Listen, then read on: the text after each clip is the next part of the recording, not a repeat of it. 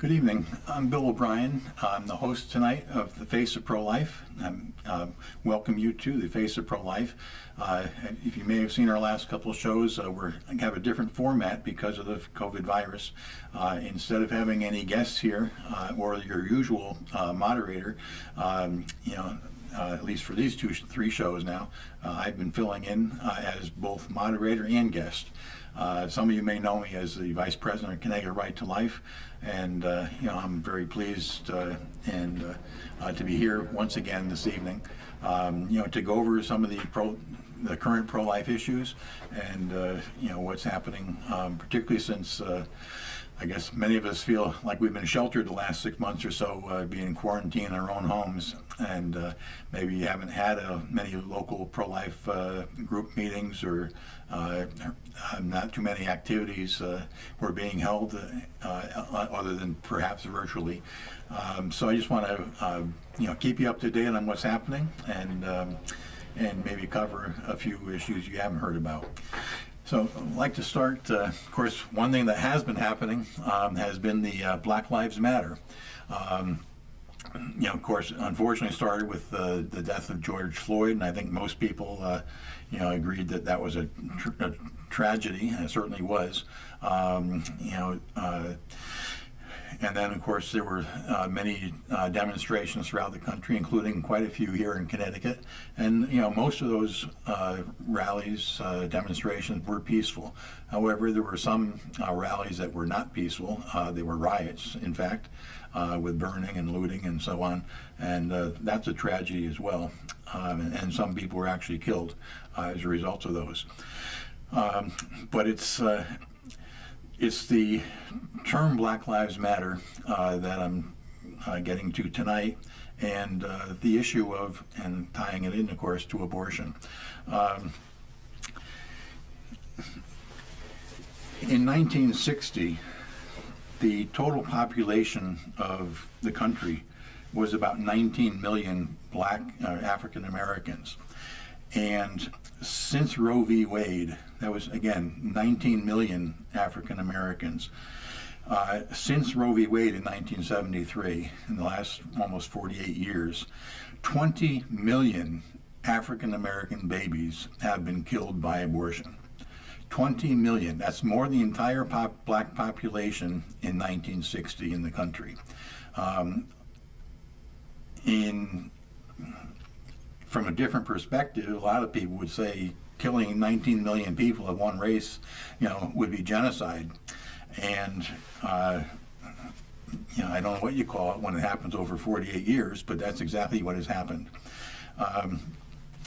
So, yes, certainly Black Lives Matter, and certainly unborn black lives should matter just as well. The population, black African American population in the country right now should be around 50 million, but it's only 30 million because 20 million have been killed. I use the term genocide, and I'm not the only one. There are a number of this is an article I read in my local paper. This is back on July 1st. This is by Cynthia Allen. She's a columnist from the Fort Worth Star-Telegram, and she wrote Unborn Black Lives Matter too. And she also pointed out that the black people constitute 13% of the U.S. population, but 36%, and that was in 2014, but 36% of all abortions were performed on black women. So almost 3 times their number, have been a percentage in the population. Almost 3 times as many have been aborted. She mentioned that in the Wall Street Journal. It says that in parts of New York City, thousands more black babies are aborted than are born alive each year. In other words, the rate is over 50%, not just 36%, but over 50% of the abortions in New York City are done on black babies. So, proponents, just a couple points that she pointed out, proponents of abortion rights often attribute those data to the reality that black women are disproportionately poorer than their white counterparts and therefore less able to financially take care of unplanned pregnancy. And, that's true that for white women as well, those that are poorer and don't have the financial resources are more prone than others, to get an abortion. However, it goes further, black unborn of all socioeconomic backgrounds are disproportionately erased from existence. So even those that are wealthier than the poor women, black women, even those who are wealthier of whatever level, they still abort at a higher rate than their white counterparts. So that doesn't, their financial position doesn't explain the whole reason for this. And then it goes on to mention that black pro-lifers, and there are pro-lifers who are black or African American, are also treated as if they don't exist. Their stories were given short shrift. It's sort of like women who are pro-life as well. They had the women's march a couple of years ago down in Washington, and some pro-life women showed up for the women's march, and they were basically kicked out. They were women, but they were pro-life, so they didn't count. And the same thing with black pro-lifers. They're ignored by the mainstream press, at least. It mentions a few. Of course, many of you probably have heard of Dr. Alveda King, the niece of Dr. Martin Luther King. And, if you saw the President Trump at the March for Life this past year in Washington, if you see President Trump, he spoke, the first sitting president to ever actually attend in person the March for Life rally just before the march on the Mall. So President Trump was up there on the stage, and if you look, and you can probably find a picture on the internet right now, just to his immediate, looking at him, to his left, you will see an African American woman standing right next to him. That was Dr. Alveda King. And then Katrina Jackson, she's a state legislator from Louisiana. Catherine Davis and Ben Watson, a couple others that actually are leading different pro-life groups. So there are a number of them. There's a minister out in California that's a mainstay at the San Francisco March for Life or Walk for Life. He's been there forever, probably. Maybe he may have been one of the founders of it. And then there are many others. So there are pro-life African Americans out there, and we certainly need to reach more of them. Because many of them do believe that black unborn black lives matter, as well as those that are born, and of course all lives matter. Whatever race they are. I think it's Alveda King herself. She says, we're not one race or another. We're all part of the human race. And shortly after I saw that article, in fact, actually about the same time, and not because of it, I wrote my own letter to the editor, which never got published in my local paper. But I just want to pick out a few points in there as well on the same subject. Again, I mentioned the 13% of the population is black, and but 36%, are of the abortions are black babies. I also mentioned that from 1865, just after the Civil War, that was when the Ku Klux Klan was formed shortly thereafter, into the mid-1900s, the 1960s or so, the Ku Klux Klan and other groups lynched about 3,500 African Americans. 3,500 blacks were killed, by the Ku Klux Klan and other similar groups. However, every day the abortion industry kills an average of about 1,000 black babies by abortion. So, in other words, the Ku Klux Klan took 100 years to kill 3,500 African Americans. But the Planned Parenthood and the abortion industry does that every 4 days. Every 4 days, compared to 100 years. Reverend Johnny Hunter, he's a black minister. I'm going to quote him, the notion of reproductive rights should really be called reproductive racism. The time has come for us to realize that we, our people, are no longer being illegally lynched one or two at a time at the end of a dirt road. It's time that our people realize that our people are being womb lynched. He continued, we're being played like fools. We have found the weapon of mass destruction, and the weapon of mass destruction is the suction machine. Today our enemies don't wear white hoods. Today our enemies wear a white lab coat and a stethoscope around his neck. How many of these politicians who know that abortion is mass murder tolerate it because they think the right people are being murdered? So those are pretty strong words. And that's by a black minister, and I think he knows what he's talking about. I mentioned Alveda King. I had a quote from her as well, and this is it. Could it be that when we said we will no longer sit in the back of the bus, a place was being reserved for us down at the abortion clinic?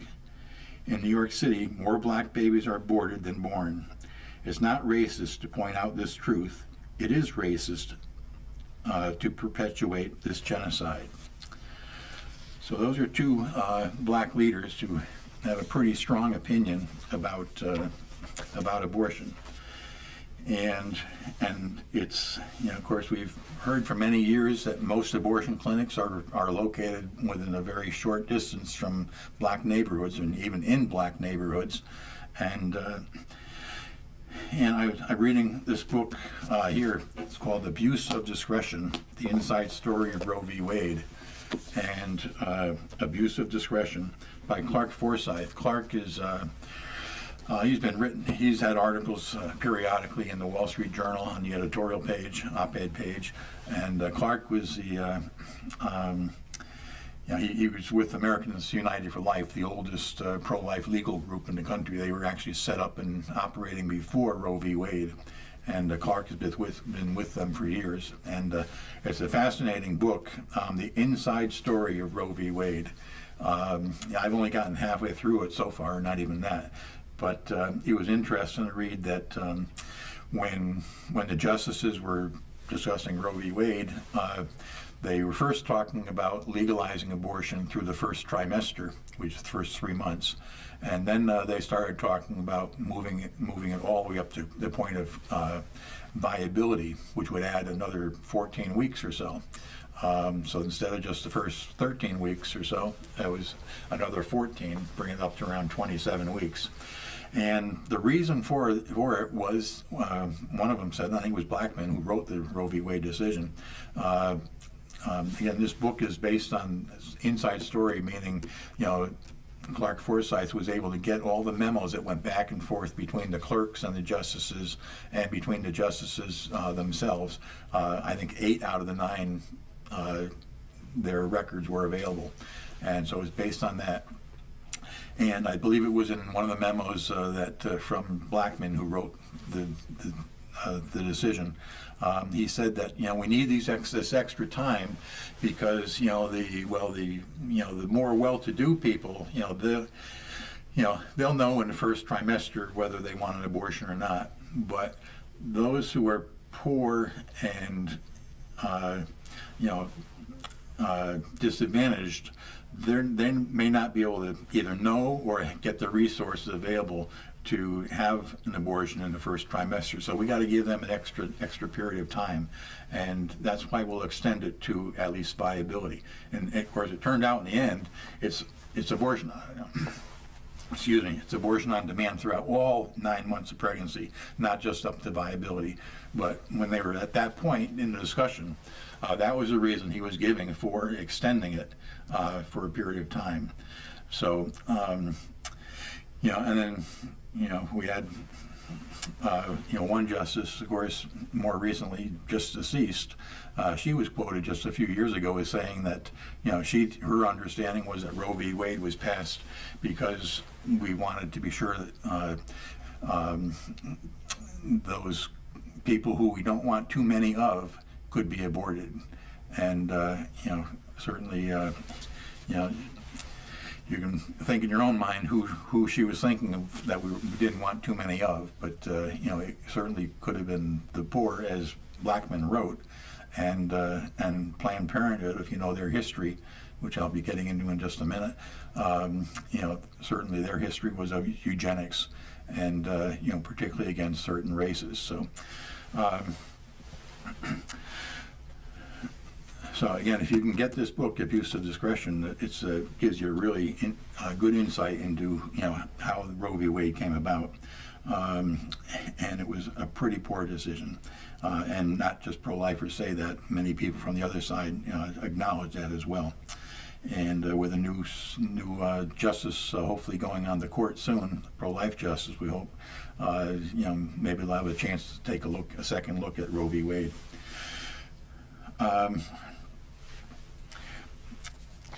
Along the same line, just got this news just recently. In Alabama, there's a group, they're working on a petition. They've already submitted a petition to the Alabama Supreme Court called the Equality Petition, and it would prohibit discrimination against black women and unborn black children to ensure their equal protection. So they've asked the Alabama Supreme Court, to rule on this petition, so they'll know that in the future, if the unborn child, black unborn children, and all unborn children, have protection.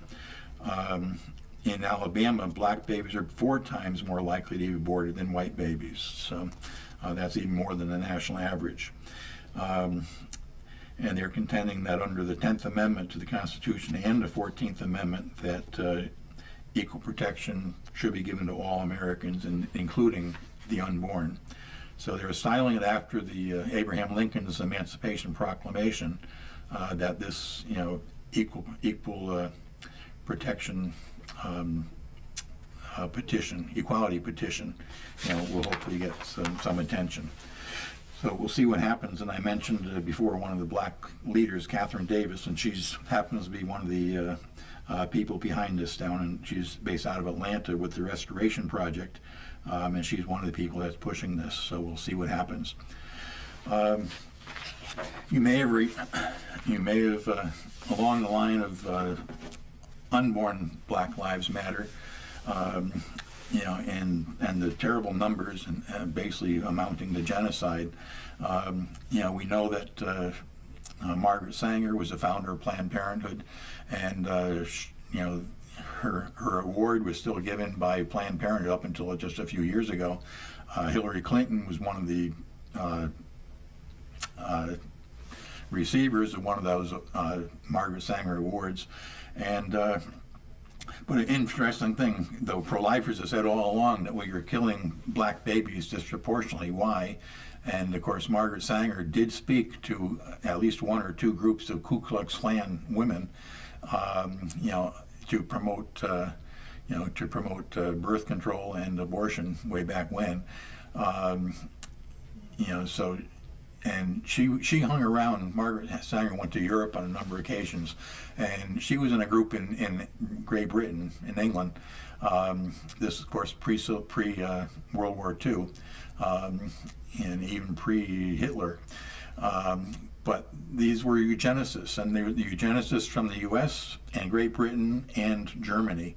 They had these similar ideas about superior races and such. Of course, the Germans applied it to the Jews. But Margaret Sanger seemed to be applying it to blacks here, and the poor in general, or even just people in Southern Europe, so Italians and so on, and she seemed to just have the superiority complex like the Germans did at that time.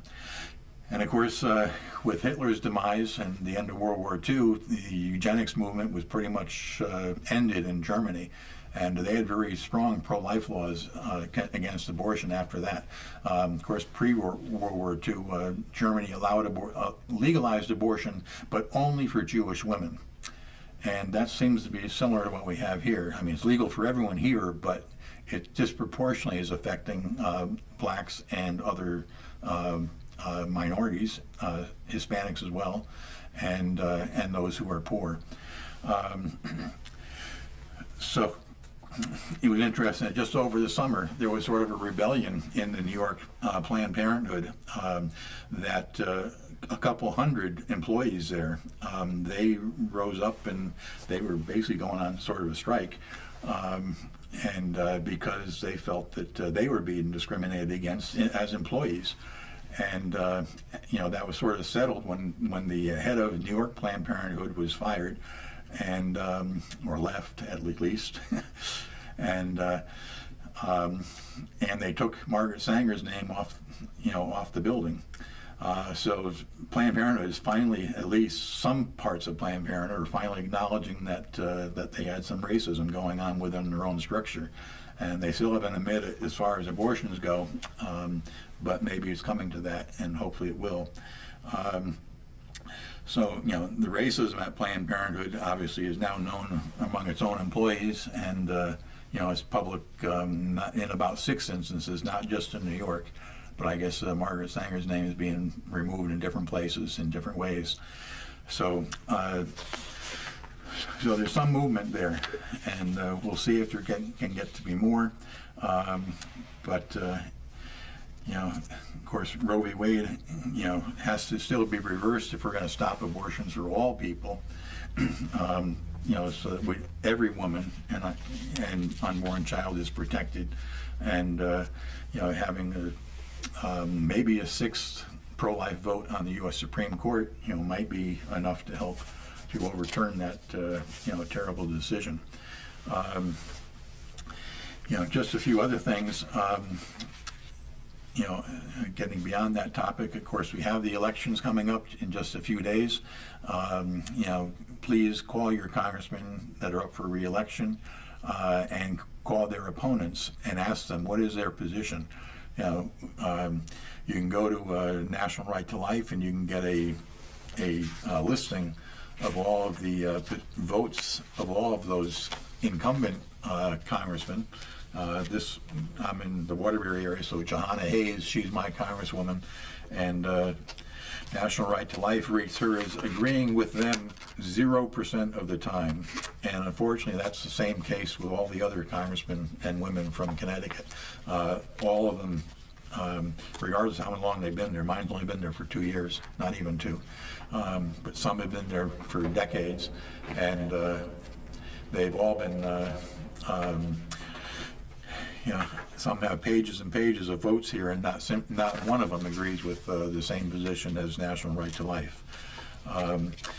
A few of the candidates for Congress, do have positions on their websites. So, like my congressman, the candidate against Jahana Hayes is David Sullivan for the Litchfield County and Danbury, Waterbury areas, and part of Torrington. And he does have a section on there under issues, actually titled Life Issues, and it explains his position there. And he does take a number of pro-life positions in that case. Not all candidates have their positions listed on life, abortion, and life issues on their website. So in that case, please call them up and ask them, what is your position?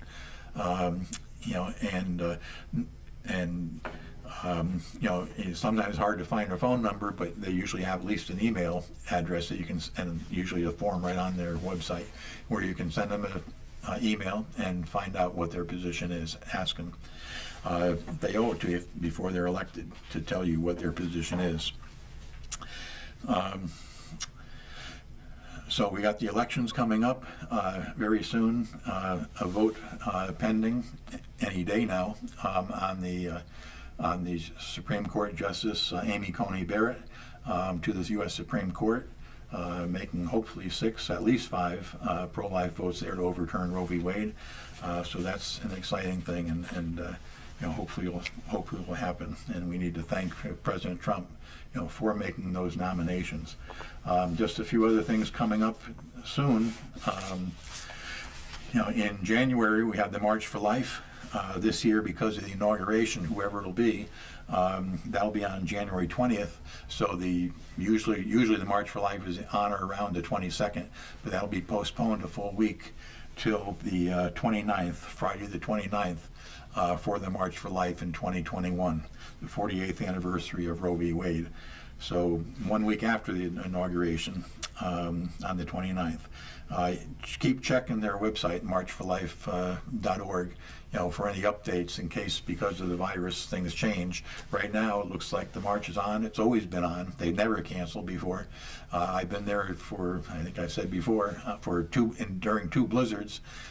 It wasn't canceled. It was much smaller, but it wasn't canceled. And it's an outdoor activity, so if you wear a mask and stay socially distanced, I'm expecting the march will still go on, though I'm sure that it might affect the number of high school kids going there on school buses, packed together for a couple days.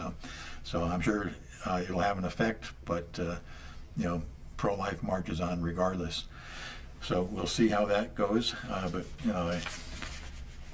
check with the March for Life website, and then of course we have the legislature starting in January, so we're going to be asking for your support again for bills, if any come up, like on against or promoting assisted suicide. We'll certainly be opposing those, and we're certainly going to want to protect the pro-life pregnancy centers. So lot happening, and we'll try to keep you up to date in future shows. And that's about all I have for this evening. So this is the Face of Pro-Life, and thanks for joining us, and we'll see you soon.